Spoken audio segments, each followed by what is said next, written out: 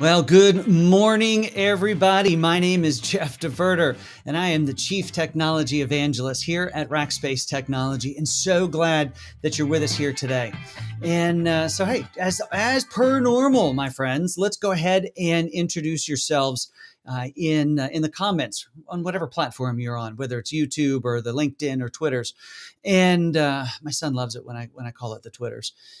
It actually really annoys him. And so, as always, also, if you want to get a hold of us here at Rackspace, feel free to email at solve@rackspace.com.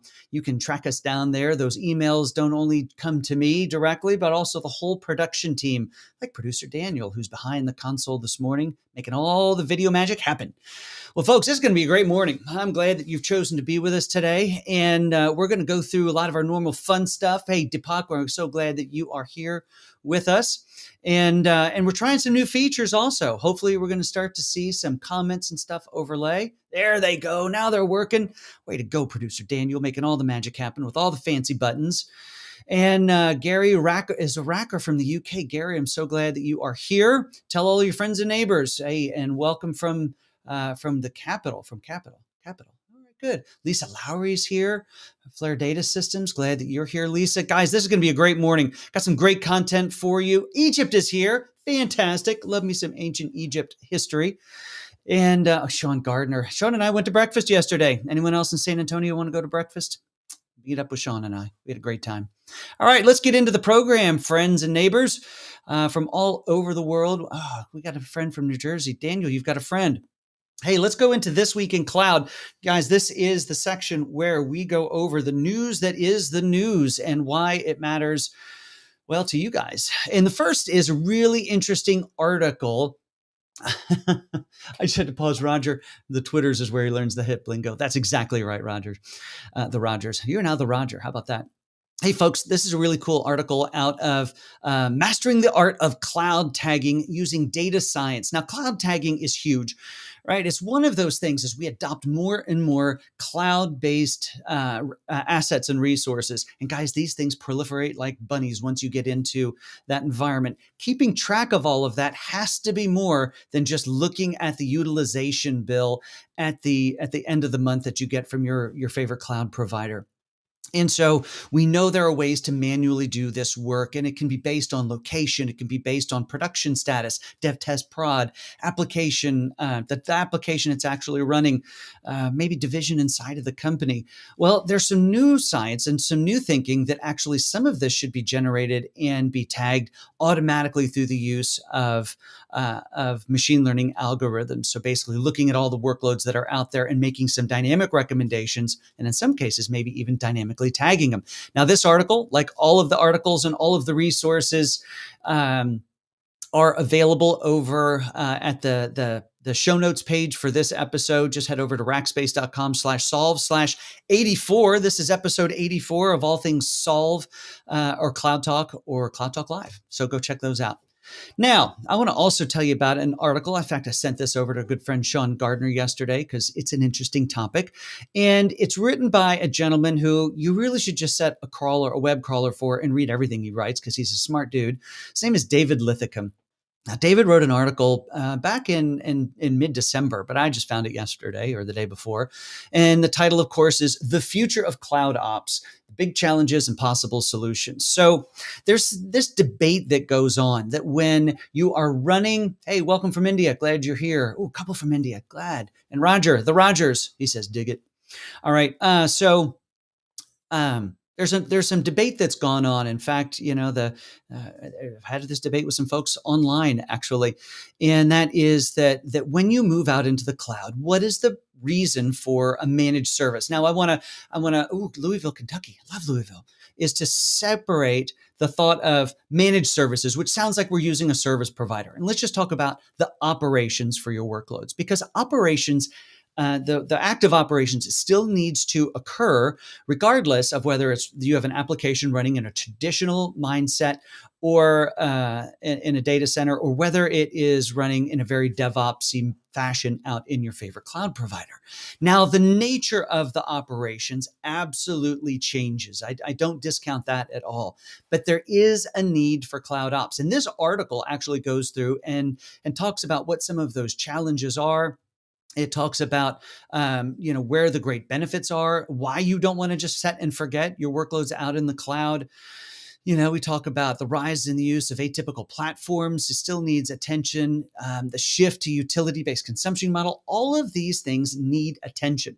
So again, the type of operations very much different out in the cloud, but it's still absolutely very much necessary. All right, so that's the news from there we go. Cool.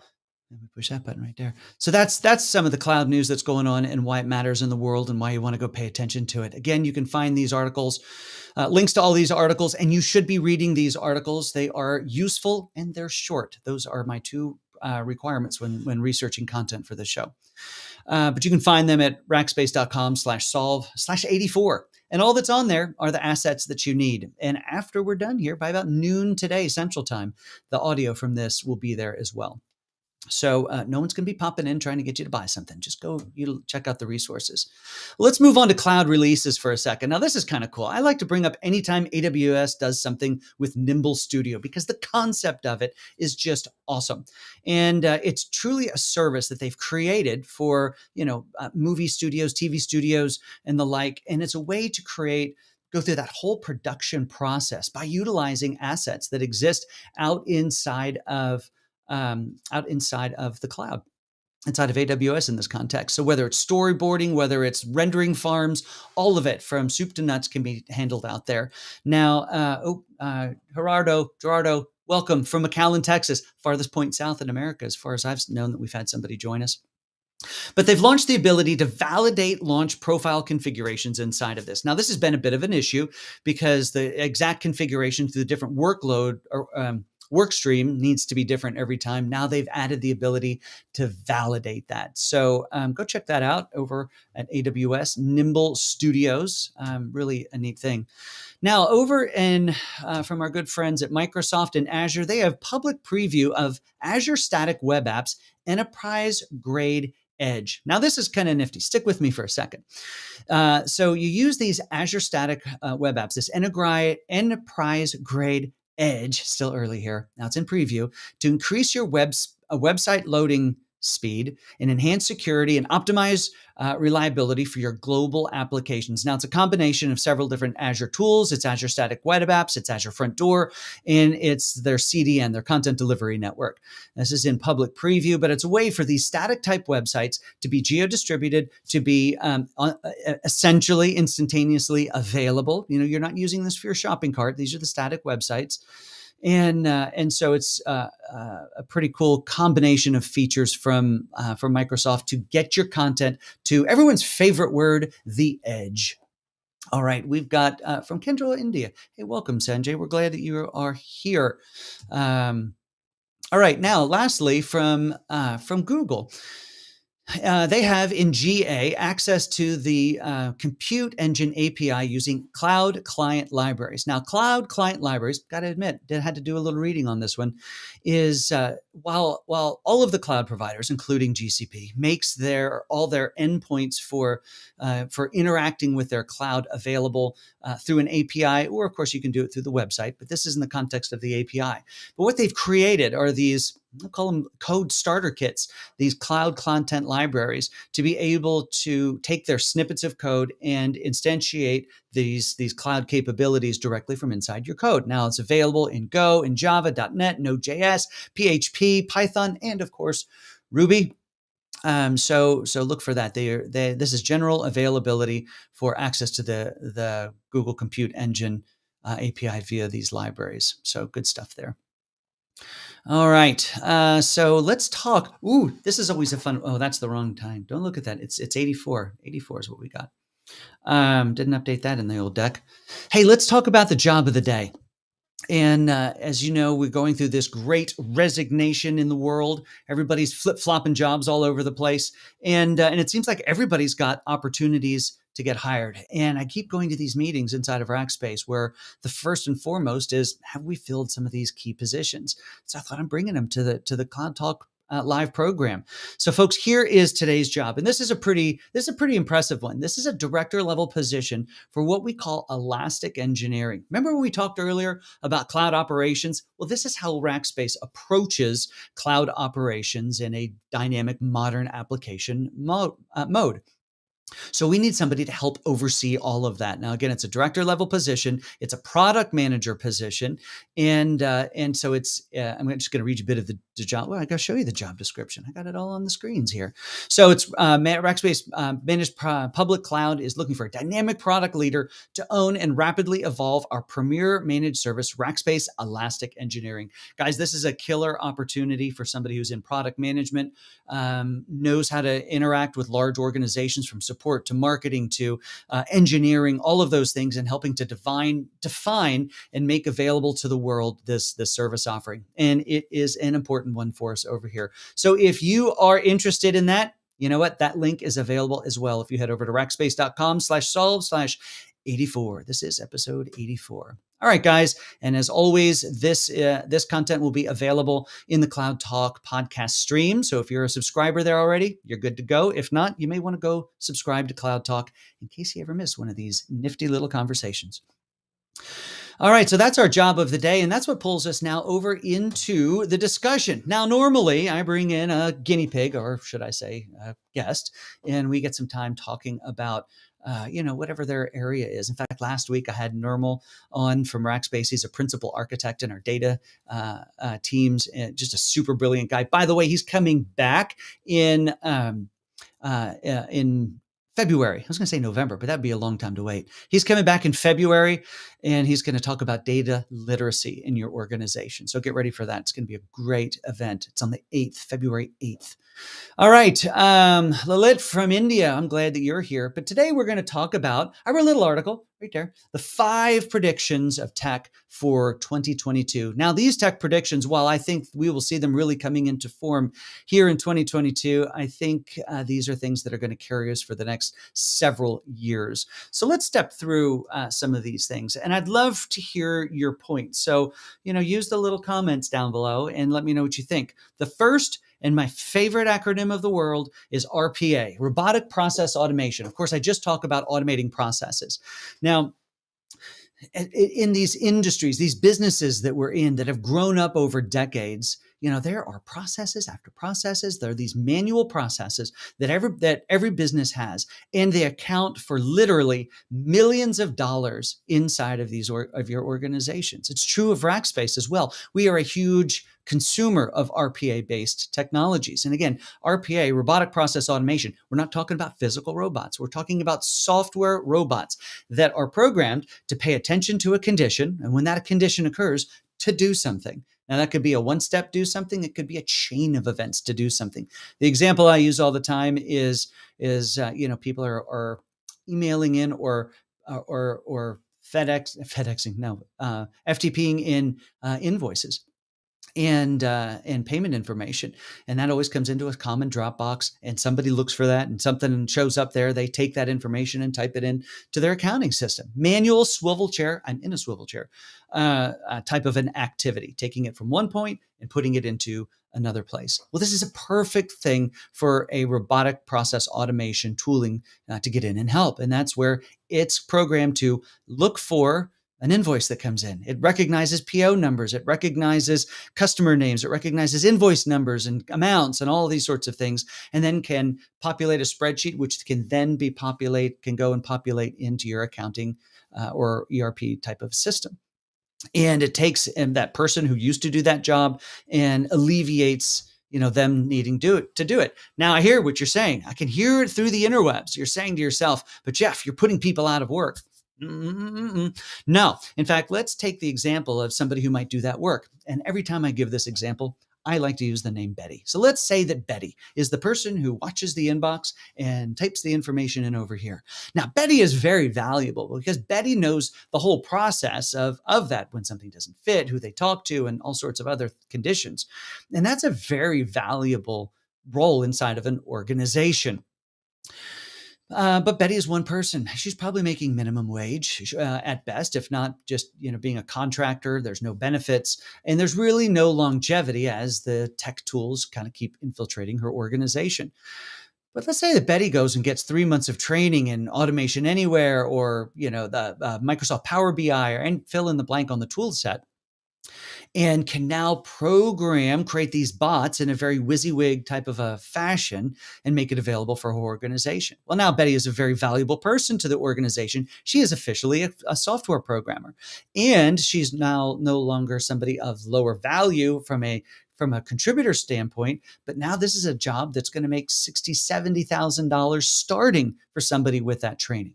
And now she's got benefits. She's got a career path as a developer. It's amazing stuff. So RPA, if you're not already into RPA, or you're trying to figure out what your future in tech is, maybe RPA is for you. All right, let's move on. What was my next prediction that I think people need to be paying attention to? Oh yeah, IT everywhere. Over the past, couple of decades, we have become accustomed to having, our workstations or our computers on our desk. We carry our little mobile phones that our work provides for us. So IT's been there, but similar to what I just gave examples of in automation or in RPA. And that's this tooling that has great power getting into the hands of, I'll call it rank and file employees, just business folks inside of the organization. You see, IT is now everywhere, especially with this amount of digitization that has occurred in the past 2 years with the work from home efforts. We have empowered our employees to really take these tool sets and create their own solutions. Now, I'm not talking about rogue IT or shadow IT, excuse me. What I'm talking about is these business individuals taking tools that IT is providing and making it available to them. And it fundamentally changes, I think, the relationship between IT and the business. In the past, IT kind of sits in their corner and they manage servers, and the business sits out there doing what the business does, utilizing, their one main tool or whatever it might be. But they would always have requests. If we just had this one calendaring tool, scheduling tool, analysis bit of data or tooling, they could accomplish so much more. Well, now with those tools being made available from IT, and IT now taking this player coach type of a role, now getting out and helping people know how to utilize these tools for those that are so inclined, so that they can create their own solutions. Again, not in the form of shadow IT, but in the form of boundaries that are set. I always think about when my kids were young and we'd go bowling and we'd have to raise up the rails on the side just to keep that bowling ball inside the lanes. That's exactly the mindset we want to think about when we think about empowering the business to do more, making sure that they have what they need, but they stay inside of the lanes that they need to stay in. Doesn't mean they can't hop a lane, but they need to do that with a little more guidance from IT. So IT everywhere. Look for that this year. In fact, empower your employees in it this year if you're so inclined. What are you guys thinking about these? You guys got quiet in the chat over there. Do you think these are the ones that matter? Let me know if your organization is using any sort of RPA. All right, my third prediction for the year, oops, I just went right past it, is intelligent technology. We've talked about AI and ML for years. The movies have done a great job of scaring the tar out of us that the machines are going to take over. Well, we're reaching a point now where we're seeing practical applications of machine learning and AI. I talk about this when I talk to customers about solutions that we build here at Rackspace for customers, because we are actively involved in doing that sort of work. And we get to a point, just like in that news article also, where I talked about utilizing machine learning algorithms to help us with an intelligent tagging system. More and more, we're pointing machine learning, we're pointing the computers at these piles and piles of data, terabytes, petabytes of data, to look for that needle in the haystack to create additional meaningful value out of that data. And so I think that in 2022 we're going to see so much more of this. This is combined with the fact, again, of the great digitization that has occurred, the transformation that has occurred over the past 2 years. We are ripe now for IT everywhere, and for all the IT being consolidated, data being consolidated in the clouds, and with now people's appetite for the intelligent technology, pointing the machines to create more meaningful results where we couldn't see it before. And it will create IT that feels a little smarter, which is nice, as long as it doesn't take over the world, or it could maybe take my job. All right, so let's talk about this. Here's an interesting one. So I believe we've talked about multi-cloud for a number of years, but I think we're going to see a rapid adoption of it because of the. I sound like a bit of a broken record today, and that is because I keep saying because of the great digitization that has occurred over the past couple of years. Well, because I think that now that all of this data is inside of a cloud of choice, and the world is realizing that their business didn't crater when that occurred. In fact, there was some great value that occurred in the process. Well, I think what we're going to see is if one cloud is good, maybe two clouds are good. We're going to start to see more adoption of even more SaaS-based offerings, and that counts when we think about multi-cloud because it's of course a cloud. So multi-cloud is going to absolutely, I think, explode this year. We'll see it in the form not just of utilizing multiple hyperscalers. As I mentioned, we'll see additional SaaS-based offerings being used. But I would also tell you that I think we'll see a lot more edge-based solutions in this as well. And that could be, AWS via Outposts showing up on the manufacturing floor and helping to run workloads there, or handling the optical quality control systems that are out there. I would consider that another cloud because it's in another location, even though the technology is similar. So watch for that this year. Hey, let's pause for a second. Gerardo has a question. Gerardo, I don't know how you pronounce your name. I apologize. I'm probably doing it wrong.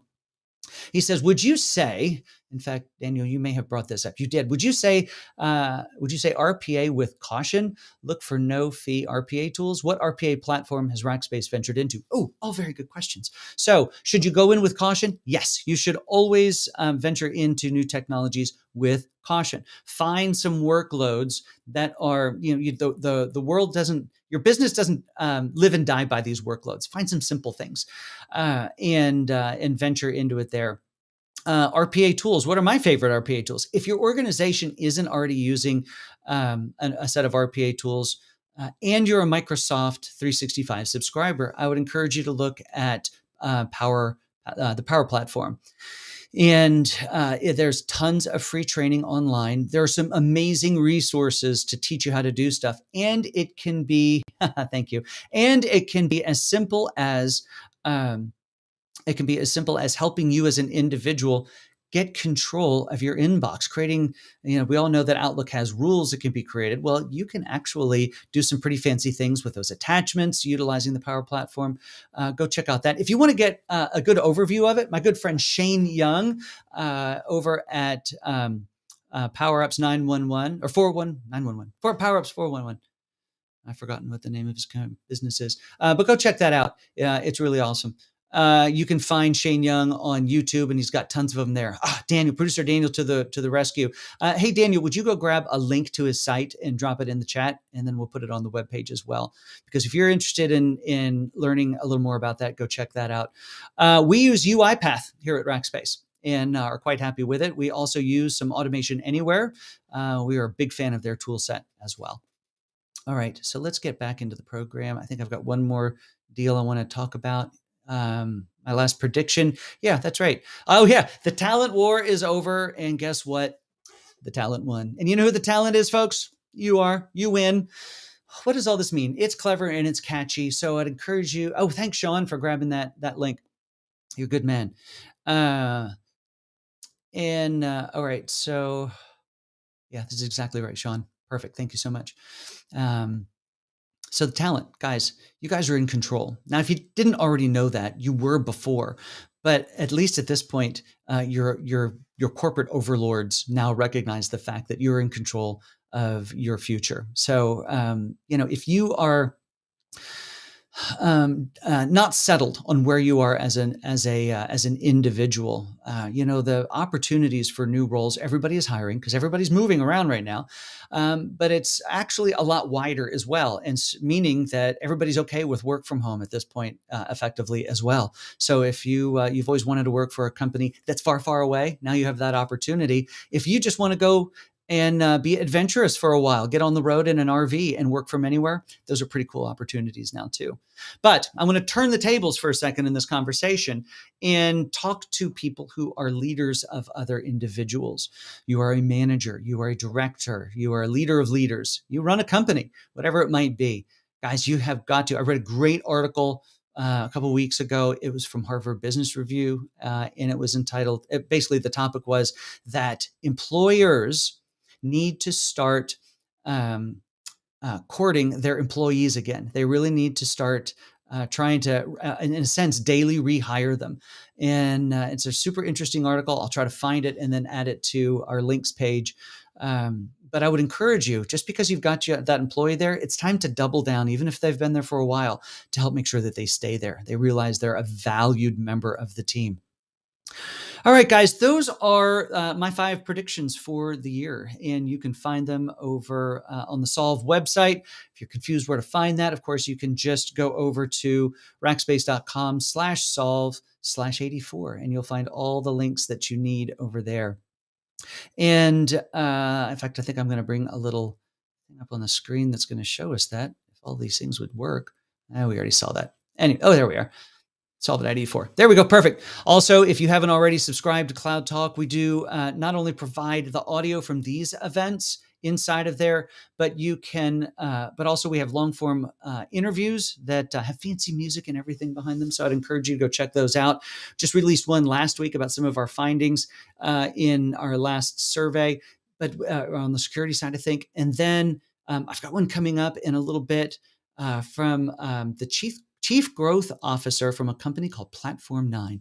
And it was a fascinating interview. And that's going to come out in the next week or two. We got a little behind over here over the holidays, so bear with us.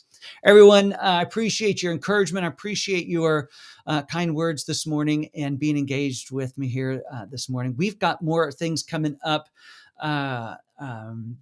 Let's see, when's the next time we're out? We'll be here on Thursday. We're here every Thursday, every Tuesday and every Thursday. And I am going to tell you, I'm going to go look at this calendar, and you'll be the first to hear who is going to be here for our conversation on Thursday.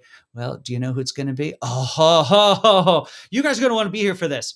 It is with my good friend, Mark Miller. Now, Mark and I haven't talked in person or on Zoom video stuff for quite some time. We measure that probably even in decades. I'm going to turn this overlay off. It's sort of annoying. And we knew each other from the SharePoint days. He's moved on into DevOps world, into DevOps security world. We are going to dig into security in a DevOps fashion. So I really hope that you can make the next event, and it's going to be Thursday morning at 8:30 a.m. Central Time. Of course, if you missed it, if you're subscribed to the podcast, you'll be able to get the audio and hear our conversation there. Everyone, I hope you have an amazing day. It's been great being with you this morning. Hope you go read that article. Hope you go back over to rackspace.com/solve/84 and check out those links. We make them there available for you for free. No one's going to sell to you there. All right, everyone. It's 9:00 or top of the hour, wherever you are, which also means it's time for the next meeting. Have an amazing day. My name is Jeff DeVerter. I'm the Chief Technology Evangelist here at Rackspace Technology. And how about a little music to take us out?